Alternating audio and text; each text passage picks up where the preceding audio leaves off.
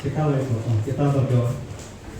Bapa di surga, terima kasih. Kami bersyukur siang hari ini Tuhan sudah menolong kami di dalam ibadah. Meskipun dalam cuaca yang cukup panas, tapi kami boleh duduk dengan tenang untuk mendengarkan firman Tuhan. Tuhan urapi hamba-Mu, urapi kami semua, sehingga firman Tuhan tidak terlewatkan di dalam pendengaran dan juga di dalam hati kami, boleh menyimpan firman Tuhan ini sehingga hidup kami boleh diberkati oleh Tuhan. Terima kasih Bapa, demi nama Yesus Kristus kami berdoa. Amin. Silakan duduk.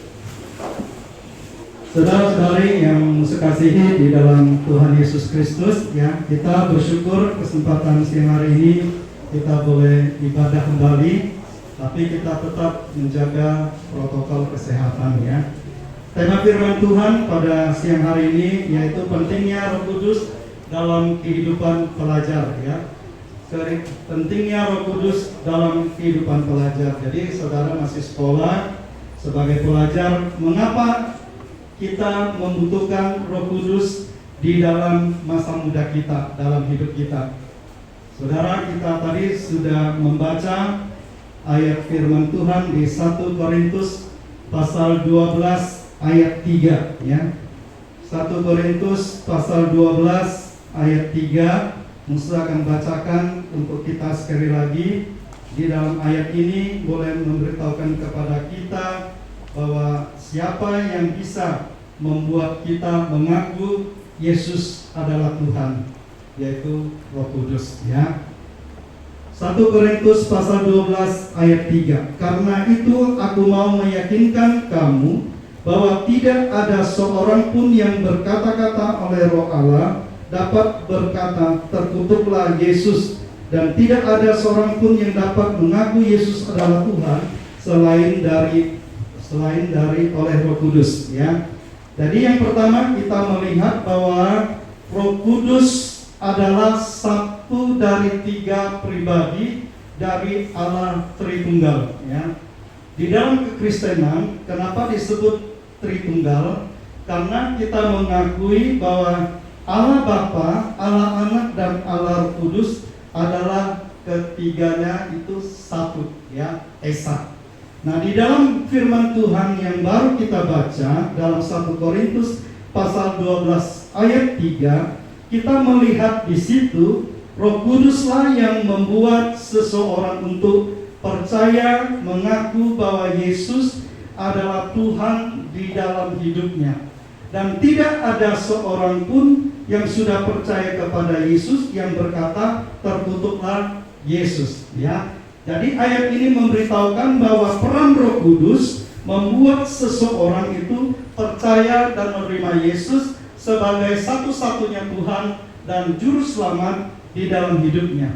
Seseorang mau percaya dan menerima Yesus, itu berarti Roh Kudus yang menyadarkannya, membuat dia percaya dan menerima Yesus di dalam hatinya bahwa Yesus adalah Juru Selamat satu-satunya. Saudara, bukan karena pendeta, bukan karena penginjil, bukan karena orang lain yang memperkenalkan Yesus kepada kita lalu kita percaya. Mereka hanya perantara saja. Yang membuat saudara dan saya mau percaya dan terima Yesus itu adalah Roh Kudus. Nah, walaupun Roh Kudus tidak bisa kita lihat dengan kasat mata kita, tapi Roh Kudus itu sudah diutus oleh Bapa ke dalam dunia ini untuk menyertai orang-orang supaya mereka mau percaya dan menerima Dia. Nah, saudara, Roh Kudus ini bukanlah roh sembarangan. Dia adalah Roh Allah. Nah, maka di dalam Kejadian pasal 1 ayat 1 mengatakan, pada mulanya Allah menciptakan langit dan bumi, kemudian Allah menciptakan segala sesuatu, ya. Dari terang gelap dipisahkan, kemudian dari matahari, bulan, bintang, benda-benda di langit, di angkasa, dipisahkan juga dengan benda-benda yang hidup di laut, ya, burung-burung, binatang yang melata, yang hidup di air, kemudian tumbuh-tumbuhan, tanaman buah dan biji, kemudian terakhir Tuhan menciptakan manusia. Nah, ketika Tuhan menciptakan manusia, saudara perhatikan bahwa Allah berkata, marilah kita menciptakan manusia menurut gambar dan rupa kita. Di situ berbicara tentang Allah anak, yaitu Yesus. Ketika Roh Allah melayang-layang itu bicara tentang Roh Kudus, ya. Kemudian setelah menciptakan manusia, menaruh mereka di Taman Eden, lalu mereka semua hidup dengan baik dan tenang. Tapi apa yang terjadi, saudara? Ketika manusia Adam dan Hawa sudah diciptakan Tuhan, tinggal di sana, tapi ada satu pohon pengetahuan baik dan jahat, tidak boleh mereka memetik buah dan memakannya. Tapi apa yang terjadi? Bahwa manusia memilih untuk memetik buah itu. Nah, siapa dulu yang memetik buah itu? Hawa, betul. Setelah Hawa kemudian diberikan ke Adam, lalu Adam memakan. Setelah makan, lalu mereka telanjang, melihat bahwa mereka tidak berpakaian. Kenapa? Karena kemuliaan Allah yang menutupi tubuh mereka itu sudah diambil. Lalu mereka tidak punya pakaian. Pencipta pakaian pertama yaitu Allah, menciptakan dengan daun apa? Di sini ada tangan di depan ini, depan Santo Bikong, yaitu daun ara. Ya, di sini depan dada. Dulu Musa ada tanam di rumah, ya, di pematang center di Sumatera. Sekarang bibitnya sudah nggak ada, ya. Jadi daun ara itu dibikin cawat atau dibikin celana kolor gitu. Itu ciptakan Tuhan yang pertama. Sesudah Tuhan membunuh binatang, menciptakan manusia dengan pakaian kulit. Setelah pakaian kulit, pakaian binatang, lalu terciptalah pakaian yang dari tenun yang saudara pakai dan mesti pakai. Coba kalau tidak kita pakai daun, ya. Ada nggak orang masih pakai daun, pakai kulit kayu? Ada sih? Masih ada di Papua sana. Ya, masih ada di pedalaman Kalimantan Barat, ya, di Dayak Sungkung gitu, ya. Maaf ya kalau yang Dayak Sungkung, ya, mohon maaf. Tapi memang mereka pakaian adat dari kulit kayu gitu, ya. Kemudian juga saudara masih juga manusia-manusia yang tidak mau berpakaian. Padahal sudah banyak pakaian kain tenun ini, ya. Dengan apa mereka melakukan banyak dosa dalam pornografi, betul nggak? Halo, yang suka lihat pornografi, internet, YouTube, Google, dan situs-situs porno, ya. Nanti Musa akan terangkan, ya, bahwa dosa itu mengikat manusia dan membuat mereka jatuh ke dalam dosa. Nah, saudara-saudara yang dikasihi oleh Tuhan, yang membuat seseorang, membuat saudara dan Musa bisa mengenal dan percaya kepada Yesus bukan karena manusia. Sekali lagi, manusia itu hanya menyampaikan pesan dari firman Tuhan. Yang membuat saudara sadar itu bukan manusia. Yang membuat seseorang untuk menerima Yesus sebagai Tuhan Juru Selamat, ya, itu adalah pekerjaan Roh Kudus, ya. Di dalam ayat ini, ayat 3 mengatakan bahwa Roh Allah dapat berkata terkutuk Yesus. Kalau orang percaya Yesus, dia tidak akan mengutuk Yesus, kecuali orang itu tidak mau percaya. Tapi orang yang percaya kepada Yesus akan membuat dia mengaku Yesus adalah Tuhan. Itu adalah pekerjaan Roh Kudus. Jadi saudara yang sudah percaya Yesus, bersyukur, ya. Di dalam Yesus ada jaminan hidup yang kekal. Di luar Yesus tidak ada keselamatan, ya. Kisah Para Rasul pasal 4 ayat 12. Di situ mengatakan bahwa di bawah kolong langit ini tidak ada nama lain yang dikaruniakan kepada manusia untuk diselamatkan kecuali di dalam nama Dia. Dia itu siapa? Yesus. Di dalam nama Yesus. Karena Yesus adalah jalan, kebenaran, dan hidup. Yohanes 14 ayat 6, ya.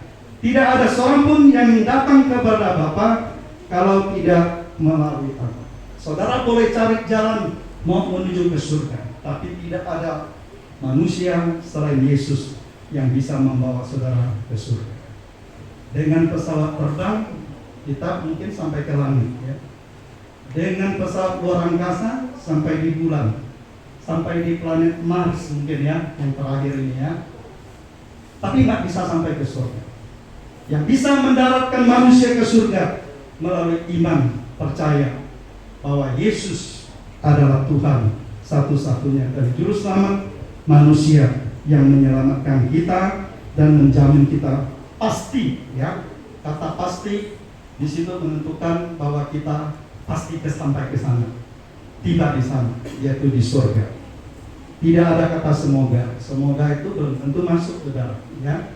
Karena Yesus adalah satu-satunya datang dari surga ke dalam dunia, dan dia tahu jalan ke surga. Maka dia datang ke dunia, dia rela jadi manusia, dia rela disalibkan, dia mati di kayu salib, dia bangkit pada hari ketiga. Kemudian 40 hari dia bangkit, dia menampakkan diri, kemudian dia terangkat ke surga, dan dia berkata, dia akan datang kedua kalinya untuk menjemput orang yang percaya mengaku dia sebagai Tuhan dan Juru Selamat. Saat ini saudara, kita sedang menunggu dan menantikan kedatangan Kristus yang kedua kalinya. Kita sudah memasuki akhir zaman ini. Virus corona terus bervariasi, variannya sudah Omikron, habis Omikron nggak tahu apa ya, dari Alpha, Beta, ya, Delta, nggak tahu apa lagi, ya sudah Omikron. Nah saudara, hati-hati, kita masih menjalani hidup menuju new normal, ya, hidup yang normal. Kita tidak tahu harus pakai masker berapa lama lagi, berapa tahun lagi, tapi itu jalan yang harus kita tempuh. Kalau tidak kena varian Omikron, virus corona yang lain, ada dua kemungkinan. Kalau nggak sembuh mati, ya kan? Hanya dua.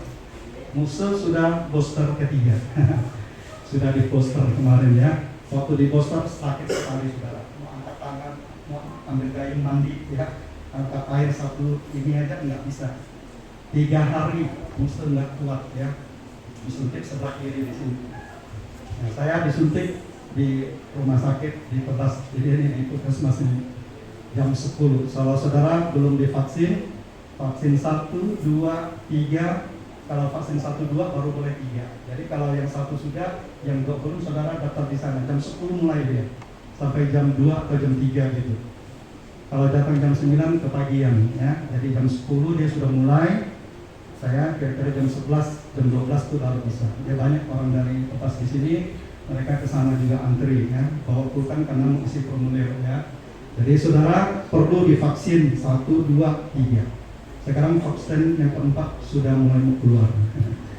Jadi untuk mencegah supaya kita terhindar dari virus corona itu harus divaksin.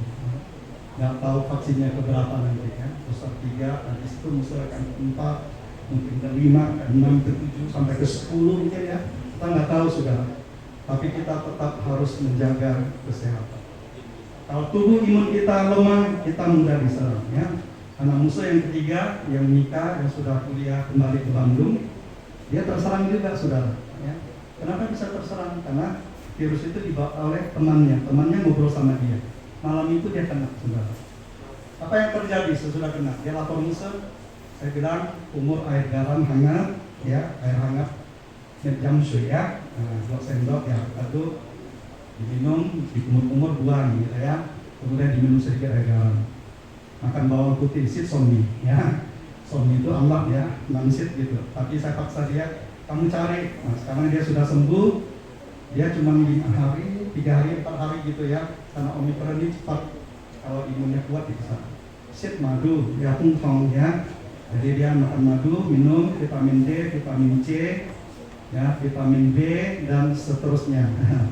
Jadi hanya pakai vitamin saja saudara, ya, karena untuk jaga imun. Jadi virus corona bisa kita lawan dengan imun yang kuat. Seperti ini juga saudara. Kalau saudara tidak punya iman yang kuat, saudara pasti jatuh di dalam dosa. Ya. Yang kedua kita akan melihat di Yohanes pasal 14. Ayat 16 sampai 17. Yohanes pasal 14 ayat 16 sampai 17 ya. Musuh bacakan untuk kita. Yohanes pasal 14 ayat 16 17. Aku akan minta kepada Bapa dan Ia akan memberikan kepadamu seorang penolong yang lain, supaya Ia menyertai kamu selama-lamanya, yaitu Roh kebenaran. Dunia tidak dapat menerima Dia, sebab dunia tidak melihat Dia dan tidak mengenal Dia. Tetapi kamu yang percaya mengenal Dia, sebab Ia menyertai kamu dan akan diam di dalam kamu. Yang kedua, pekerjaan Roh Kudus ya, Dia menyadarkan seseorang akan dosanya. Muicaknya tujuh cuy ya. Setiap orang itu punya dosa. Tapi masalahnya, siapa yang bisa membebaskan kita dari dosa? Di dalam ayat firman Tuhan ini memberitahukan kepada kita bahwa Roh Kudus dia datang ke dunia. Waktu Tuhan Yesus sudah naik ke surga, dia kirim Roh Kudus ke dalam dunia untuk memberikan Roh Kudus itu sebagai penolong yang lain, ya, yaitu Roh kebenaran, supaya menyertai kamu selama-lamanya. Oh junjang, ya, tidak cita-cita. Jadi dia menyertai kita selama-lamanya. Tidak sebentar, tidak seminggu, tidak sebulan, tidak setahun, tapi setiap hari sampai selama-lamanya. Dia tetap menyertai kamu. Kalau kamu sudah percaya dan terima dia. Kalau tidak, dia tidak akan diam. Ya, oleh karena itu seorang yang belum terima Yesus, dia tidak akan ada Roh Kudus. Karena itu saudara butuh Roh Kudus yang pertama tadi Musa katakan. Roh Kudus membuat seseorang untuk percaya, menerima Yesus di dalam hatinya sebagai Tuhan dan Juru Selamat. Kalau dengan mulutmu engkau mengaku bahwa Yesus adalah Tuhan, maka engkau akan dibenarkan dan engkau akan diselamatkan.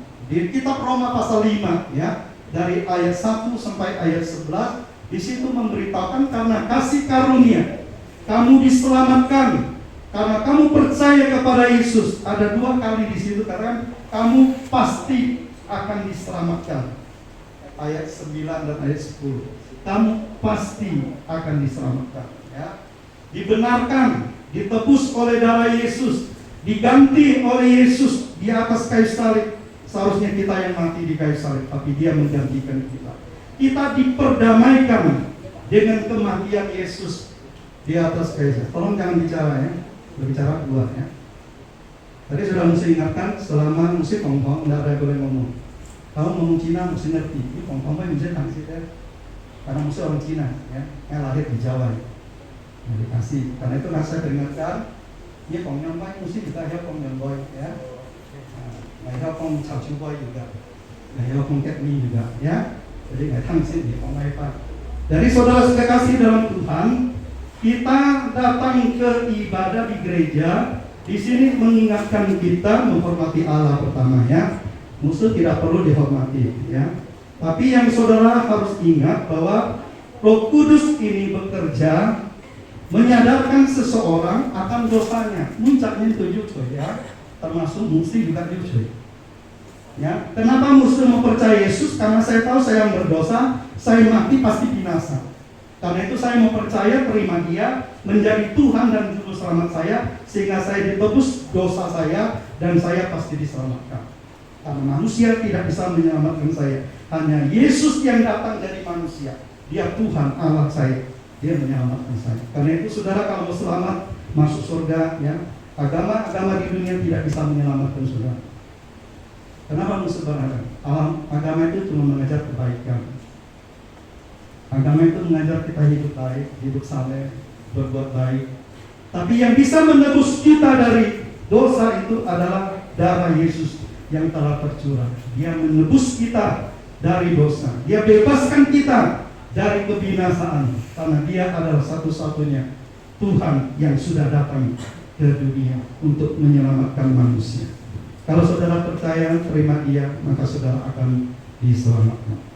Yang ketiga saudara, ya, pentingnya Roh Kudus dalam kehidupan pelajar. Sebagai pelajar saudara mungkin pernah seperti Musa, ya.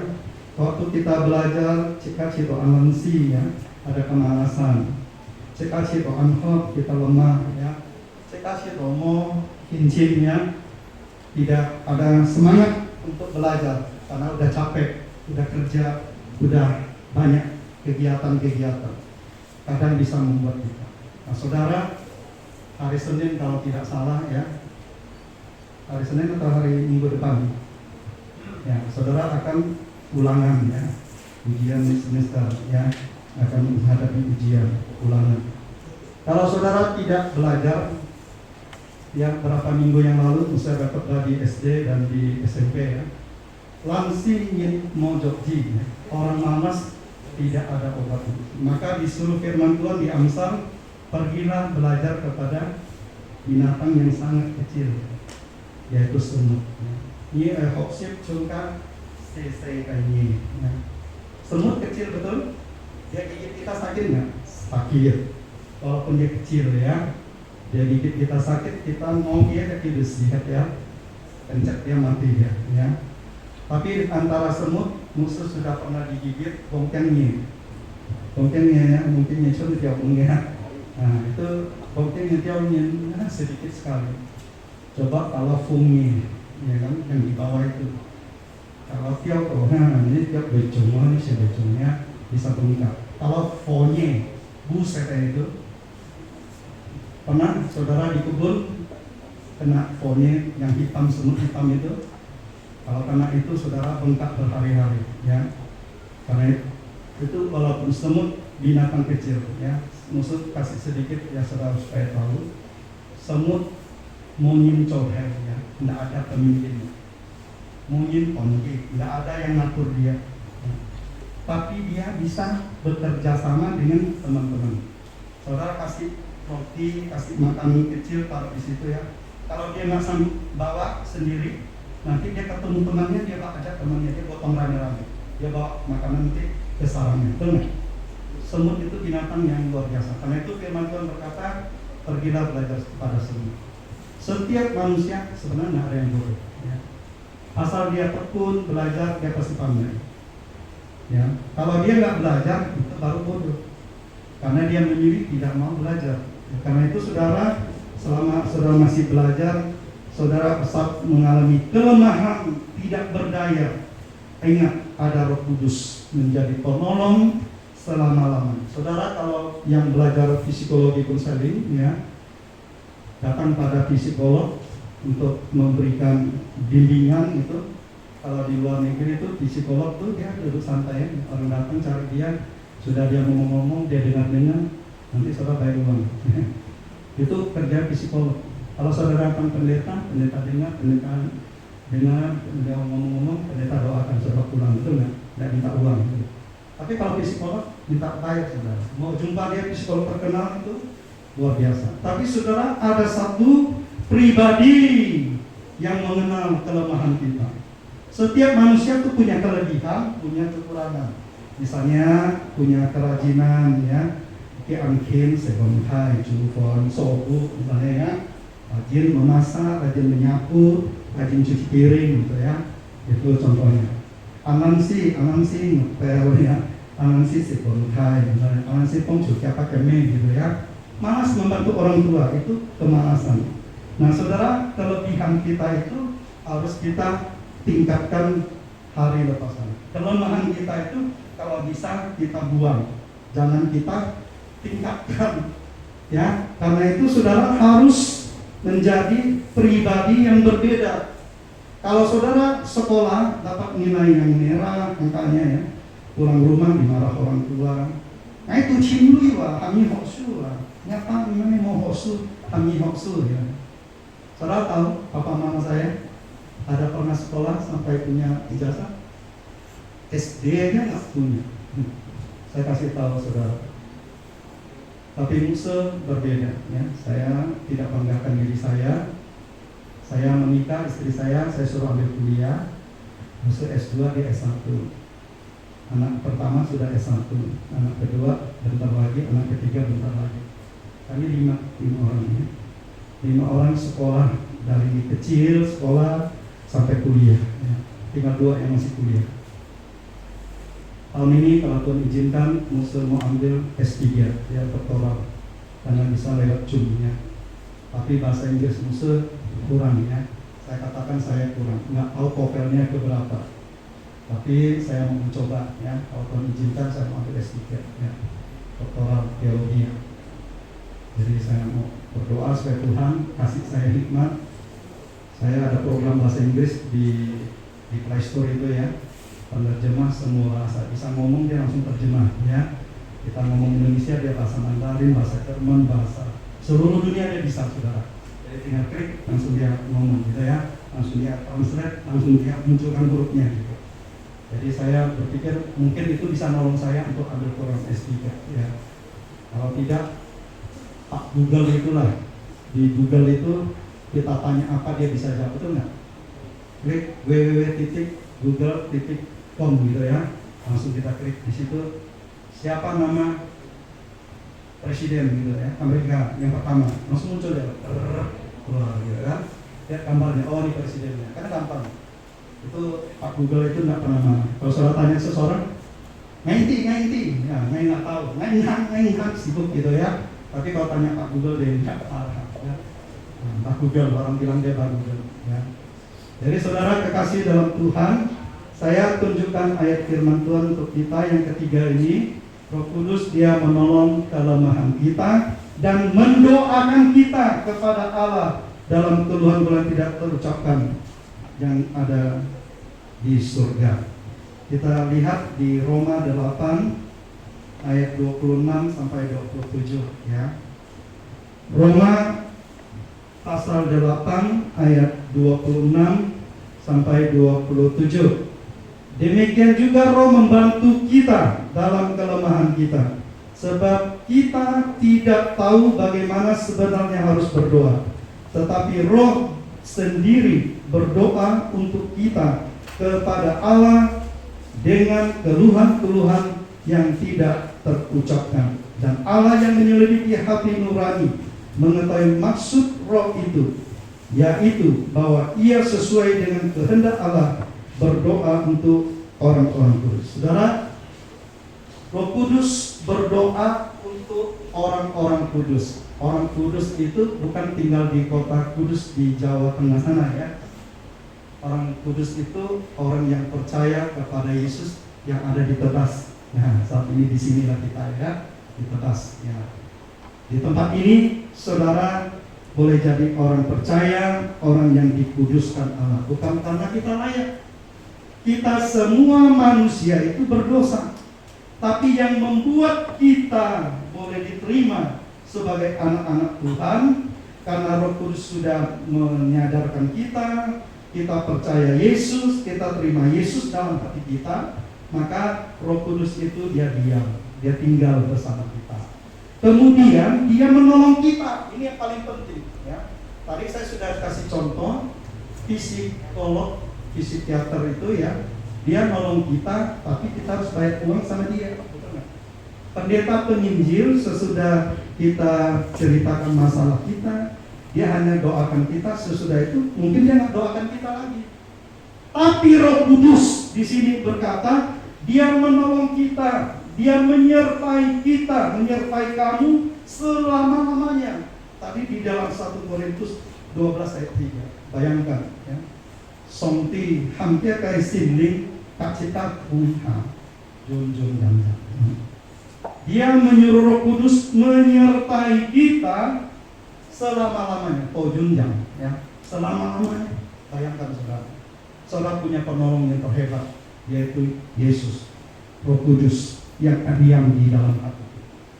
Saat saudara belajar tidak mood belajar, tidak semangat, lemah, sakit, susah, nah, saudara doa, Tuhan Yesus tolong saya, Roh Kudus bimbing saya. Saya mau belajar seperti firman Tuhan yang Musa sampaikan bahwa Roh Kudus bisa nolong saya. Saudara pasti bisa sukses ya. Saudara belajar, saudara merasa tidak pandai, lemah, saudara tidak usah minder. Orang juara 1 ranking pertama, kalau kuliah kumlot nilai A plus gitu ya, kalau udah keluar belum tentu dia bisa kerja dengan baik, dengan sukses. Karena itu saudara jangan minder ya.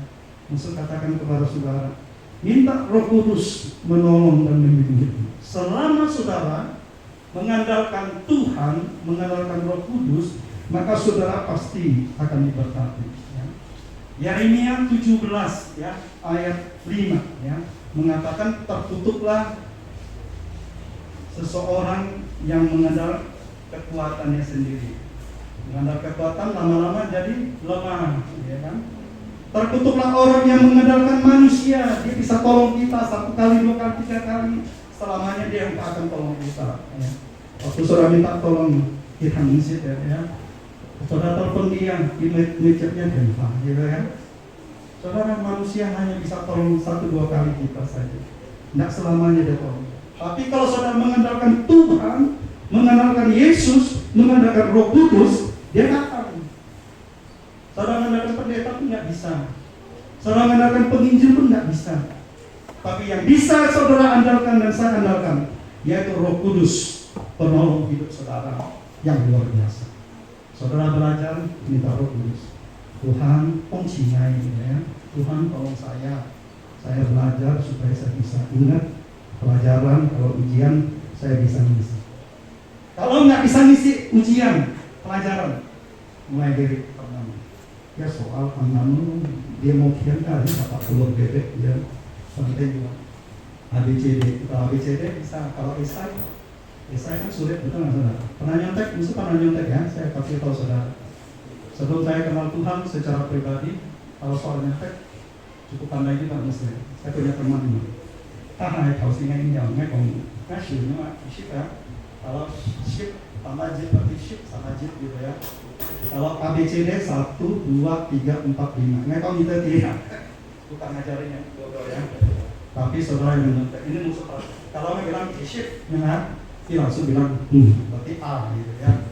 Kalau ship sama ni, ship ni, dia berarti C gitu ya. Itu karena musik kode ya. Nah, kalau bilang ini berarti E jawabannya. Kalau ini berarti B. Ini berarti B ya. Jadi itu musik kode karena musik punya teman cukup baik ya. Tapi begitu saya kuliah sekolah teologi, saya mulai garuk-garuk kepala begini. Nyontek dosa. Nyontek enggak. Waktu udah nyontek gimana ya? Terus terang aja pendeta-pendeta tuh banyak yang nyontek sudah. Yang sekolah pendeta ya, termasuk saya juga. Saya sudah bertobat ya ketika saya sadar bahwa nyontek itu dosa. Mau nilai berapa udah tidak penting. Saya belajar, saya dengan Roh Kudus, tolong saya. Saudara mau tahu nilai saya? S2 saya 3,92. A semua, cuma satu dapat B plus. Saya kalah sama istri saya 4 ya, kumlot dia. Saya kalah 1. Nilai pelajaran yang agak sulit ya. Saya mau katakan pada saudara, ya, tidak ada manusia yang bodoh. Saudara pintar semua, jangan pintar nyontek. Karena itu saudara perlu Kudus untuk menolong hidup saudara. Mulai hari ini andalkan Yesus, andalkan Allah, andalkan Roh Kudus dalam hidup saudara. Maka saudara akan mendapatkan pertolongannya yang luar biasa. Kita tundukkan kepala, kita berdoa. Bapa di surga, kami bersyukur hari ini kami sudah mendengar firman Tuhan. Pentingnya Roh Kudus dalam kehidupan kami sebagai pelajar. Kami tahu kami lemah, kadang-kala kami malas belajar. Tapi Tuhan mengajarkan bahwa kami punya penolong yang terbaik, yaitu Roh Kudus, yang tahu kelemahan kita, yang selalu mendoakan kita yang sudah percaya agar kita boleh dipulihkan, dijamah, dan diberikan hikmat dan bijaksana kepandaian. Tuhan, kalau ada di antara kami belum percaya, belum terima Engkau sebagai Tuhan dan Juru Selamat, saat ini Roh Kudus, Engkaulah yang menggerakkan hati kami. Engkaulah yang membuat hati kami untuk sadar akan dosa kami, bahwa setiap manusia berdosa akan binasa, tapi Engkau menawarkan keselamatan, hidup yang kekal, kedamaian sejahtera untuk kami yang mau percaya. Tolong di antara kami kalau ada yang masih mengeraskan hati, Tuhan lembutkanlah hati kami supaya kami boleh percaya menerima Yesus sebagai Tuhan Juru Selamat kami. Tuhan, kami juga berdoa kiranya Roh Kudus boleh menyadarkan akan setiap dosa perbuatan setiap hari yang kami lakukan, baik dosa melalui internet, pornografi, dan juga iri hati, dengki, marah, emosi, tidak menguasai diri kami. Tuhan ampuni kami. Bahkan kami membenci, dendam dengan orang. Mungkin itu keluarga kami, orang tua kami, sanak saudara kami, teman kami, bahkan mungkin guru kami, pendeta kami, bahkan guru Injil kami. Tuhan ampuni kami, agar kami tidak menyimpang dosa ini menjadi akar kepahitan di sepanjang hidup kami. Bila kami boleh mengampuni, memaafkan siapapun yang pernah menyakiti hati kami, Seperti Bapa berkata, jikalau kami mengampuni, Bapa di surga juga akan mengampuni kami. Jikalau kami tidak mengampuni, maka Bapa di surga juga tidak mengampuni kami. Tuhan, kami orang berdosa. Saat ini kami butuh pengampunan lewat darah pengorbanan Yesus yang sudah mati di kayu salib 2000 tahun yang lalu. Engkau telah datang ke dalam dunia yang fana, agar kami manusia yang fana ini suatu saat kami boleh diselamatkan pada saat kedatangan Engkau kedua kalinya. Terima kasih Tuhan, terima kasih. Ajar kami Tuhan untuk menghitung hari-hari yang kami jalani di masa pandemi virus corona yang terus bervarian, khususnya varian Omikron pada saat ini. Di berbagai tempat, di kota, di desa, bahkan di seluruh Indonesia, di luar negeri, banyak orang terkapar karena virus corona, bahkan mengalami kematian karena mereka tidak punya imun yang kuat untuk menangkis serangan virus corona. Kami bersyukur di tempat ini kami masih bisa belajar tatap muka. Karena itu kami berdoa, Tuhan ajar kami tetap menjaga protokol kesehatan. Terlebih lindungi, berikan tubuh imun yang kuat, vitamin yang cukup dalam kebutuhan yang kami butuhkan setiap hari. Melalui makanan, minuman, boleh mendatangkan kekuatan, kesehatan bagi kami. Berkati orang tua kami Tuhan, berkati wali kami, mereka bersusah payah mencari nafkah di saat pandemi. Kami berdoa untuk mereka, Tuhan lindungi, Tuhan jaga, agar dijauhkan dari penyakit virus corona ini. Bahkan dari setiap sakit penyakit, oleh darah kuasa Yesus Kristus Engkau datang, boleh menolong dan menyelamatkan mereka, menyembuhkan mereka.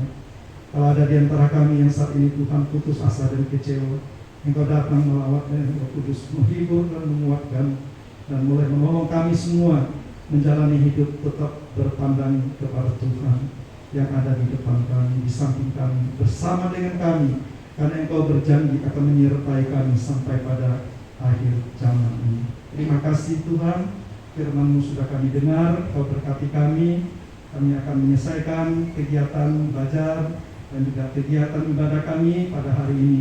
Sebelum kami pulang meninggalkan ruangan ini, atau bagi kami yang masih mau belajar, kami berdoa kiranya Tuhan boleh menolong, menyertai kami. Tibakan kami di rumah dengan selamat, tidak kurang suatu apapun, dan berkati istirahat malam ini agar kami dapat istirahat dengan baik penuh sukacita. Terima kasih, pulanglah saudara-saudari dari ruangan gereja ini. Kasih dari Allah Bapa, persekutuan Yesus Kristus, pertolongan penghiburan dari Allah Roh Kudus kiranya menyertai, melindungi, dan menjaga kita semua, sehingga kita tetap sehat dan melakukan aktivitas kita sehari-hari. Terpujilah nama-Mu, di dalam nama Yesus Tuhan kami berdoa. Amin. Selamat siang, Tuhan memberkati kita semua. Waktu selanjutnya saya serahkan. Mungkin kita ada pengumuman atau persembahan ya, saya persilakan.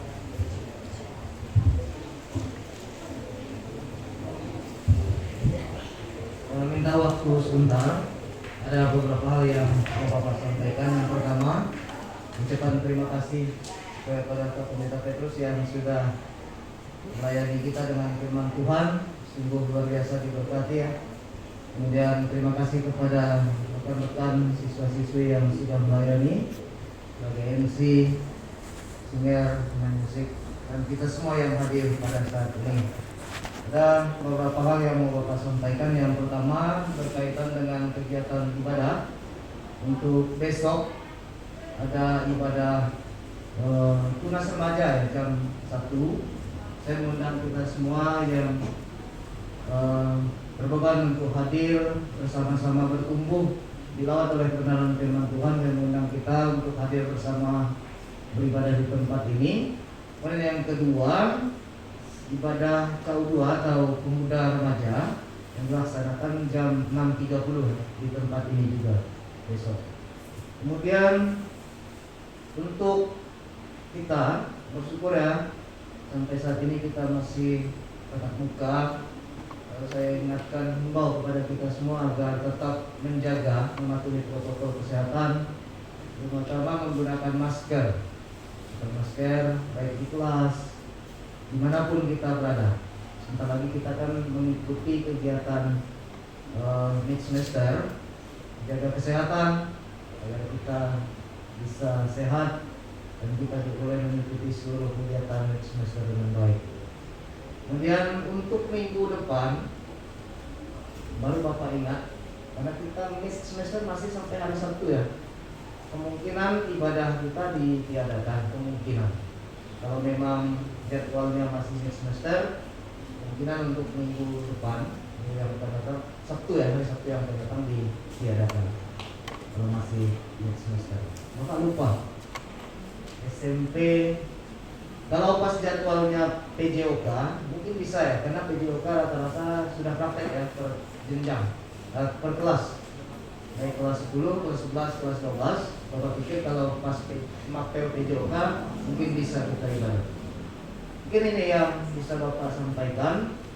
Atas perhatian kita semua, saya ucapkan terima kasih. Selamat sore, Tuhan memberkati. Saya kembalikan ke pemimpin pujian. Kita akan masuk ke dalam persembahan yang menjadi kolektor Giovanni dari TKJ 3 dengan Tommy dari TKJ 3.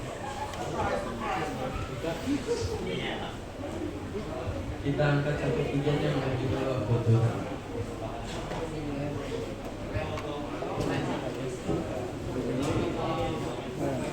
Tommy TKJ 3 silakan.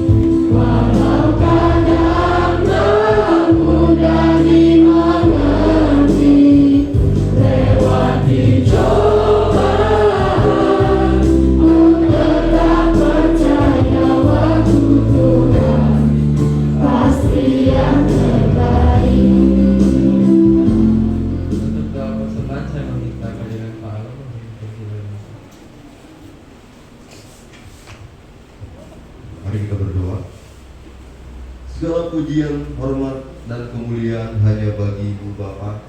Kami sungguh mengucap syukur untuk siang hari ini kami dapat berkumpul di tempat ini untuk memuji Tuhan, mendengarkan firman Tuhan, dan terlebih kami juga sudah memberikan persembahan.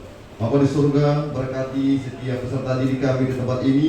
Tuhan Yesus menolong pekerjaan mereka, pekerjaan orang tua mereka, dan kehidupan mereka berikutnya Tuhan yang menolong. Kami menyerahkan dalam tangan persembahan ini Bapak, biarlah persembahan ini dapat dipergunakan dengan nama Tuhan yang dimuliakan. Kami berdoa mengucap syukur, kami akhiri doa kami di dalam nama Tuhan Yesus. Haleluya. Amin.